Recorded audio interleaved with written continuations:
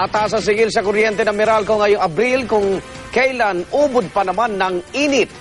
Darito ang report.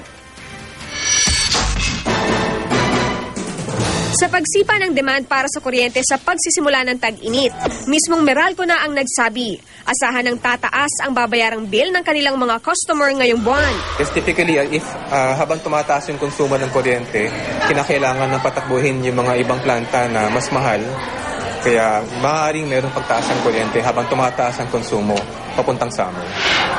Kaya ang pagtaas ng konsumo sa kuryente ng bawat consumer, sasabayan pa ng dagdag generation charge na 20 sentimo kada kilowatt hour. Ito hong increase na ito,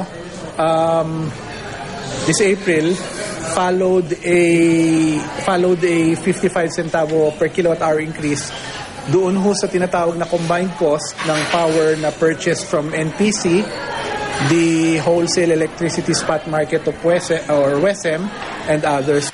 Bukod dyan, tataas din ng 1 sentimo kada kilowatt hour ang kanilang transmission charge at 6 na sentimo naman sa iba pang singilin.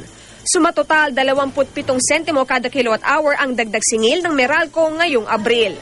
Kaya ang mga may buwan ng konsumo halimbawa ng 200 kilowatt hours, madaragdagan ng humigit kumulang 54 na piso ang electric bill. Dagdag bayarin yan sa mga tulad ni Aling Viola na nitong Marso lang ay mahigit 5,000 piso na ang electric bill.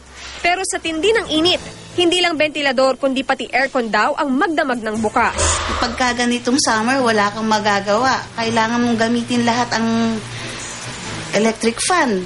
Kaya para makatipid kahit papaano, payo ng Meralco, siguruhing nasa magandang kondisyon ang inyong mga appliance tulad ng mga electric fan at aircon unit. Mas episyente kapag maganda ang kondisyon ng mga appliances natin.